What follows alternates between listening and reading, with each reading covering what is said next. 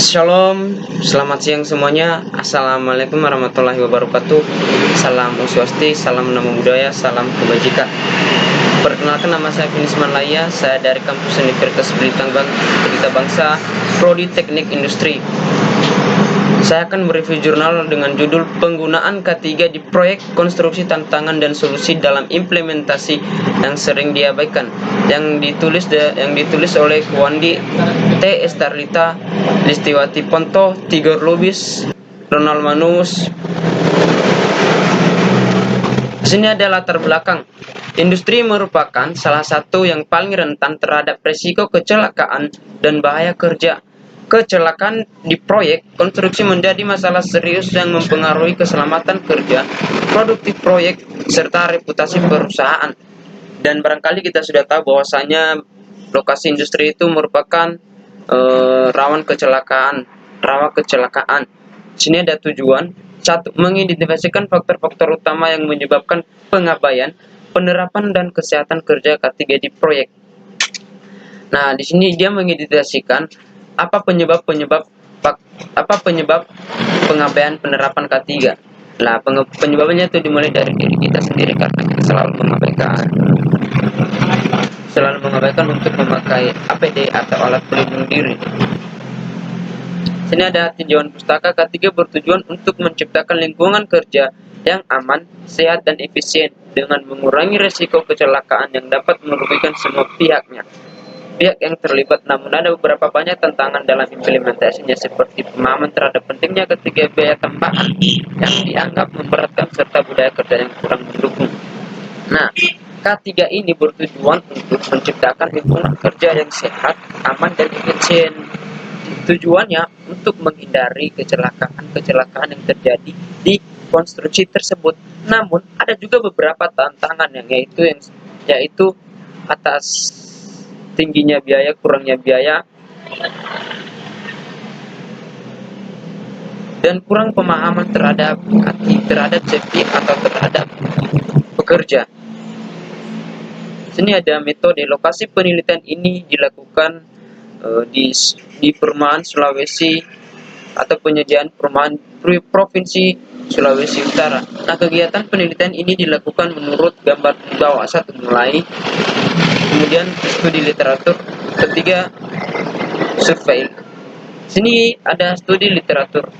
Data penggunaan keselamatan dan kesehatan kerja K3 di proyek konstruksi selama 5 tahun terakhir. Nah, studi literatur ini mencakup data keselamatan kerja di proyek dimulai dari 5 tahun terakhir. Nah, di sini ada 1. Jumlah kecelakaan. Statistik kecelakaan data dari Kementerian Ketenagakerjaan menunjukkan bahwa sektor konstruksi menjadi salah satu sektor dengan jumlah kecelakaan kerja yang cukup tinggi.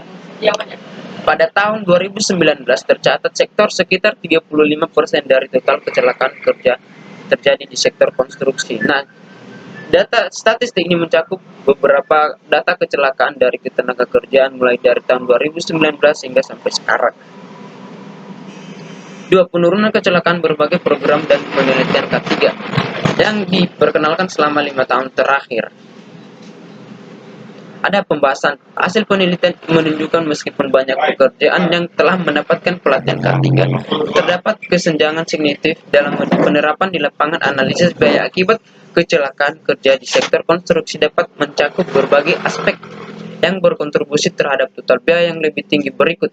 Berikut beberapa biaya faktor yang perlu ditimbangkan. Biaya langsung yang dimaksud di sini itu perawatan medis. Kecelakaan kerja dapat menyebabkan cedera yang memerlukan pengobatan. Artinya, ketika salah satu pekerja mengalami yang namanya kecelakaan atau cedera di suatu proyek tersebut, maka dia membutuhkan biaya pengobatan atau biaya pemulihan di rumah sakit. Biaya tidak langsung. Waktu yang hilang ketika pekerja terluka proyek mungkin mengalami keterlambatan. Maksudnya di sini itu ketika salah satu pekerja yang mengalami cedera atau kecelakaan suatu proyek, maka cara untuk bekerjanya akan terhambat.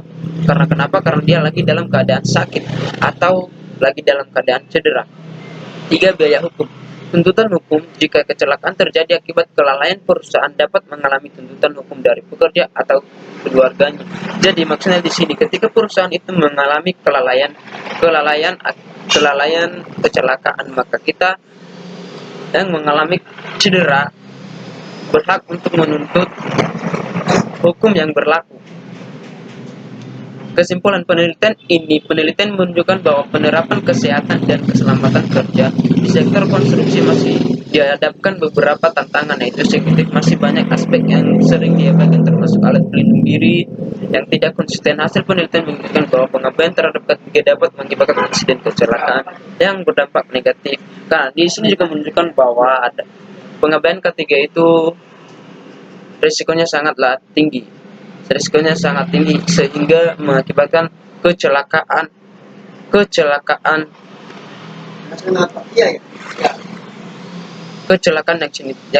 yang negatif. Nah, penelitian ini menunjukkan bahwa K3 bukan hanyalah bertanggung jawab individu, tetapi merupakan tanggung jawab bersama yang memberikan kolaborasi antara pekerja, manajemen, dan pihak yang berwenang. Saran penelitian K3 yang berkelanjutan seperti program pelatihan, reguler mengadakan pelatihan K3 secara rutin untuk semua pekerja baik yang baru bergabung maupun yang sudah lama. Nah, di sini pelatihannya itu dia menunjukkan pelatihan K3 itu bukan hanya untuk yang baru bergabung, dia juga menunjukkan untuk semua, baik yang sudah lama maupun yang baru bergabung. Simulasi praktik lapangan mengadakan simulasi situasi kecelakaan atau konstruksi. Forum diskusi K3 membentuk forum diskusi K3 di mana pekerja dapat memberikan pengalaman dan saran. Ini juga bukan hanya untuk safety atau hak berwenang untuk memberikan saran. Pekerja juga harus bisa memberikan saran agar untuk menciptakan lingkungan kerja yang aman dan efisien. Ini ada kelebihan jurnalnya, membahas tentang keselamatan dan kesehatan kerja ketika industri konstruksi yang sangat relevan mengingat sangat tingginya angka kecelakaan di sektor ini. Jurnal ini juga menyajikan, nah kelebihannya ini dia membahas tentang keselamatan dan kesehatan kerja di industri dan mencakup beberapa angka kecelakaan yang terjadi di jurnal tersebut dan memberikan solusi seperti pendidikan yang berkelanjutan untuk mengembangkan budaya keselamatan kerja.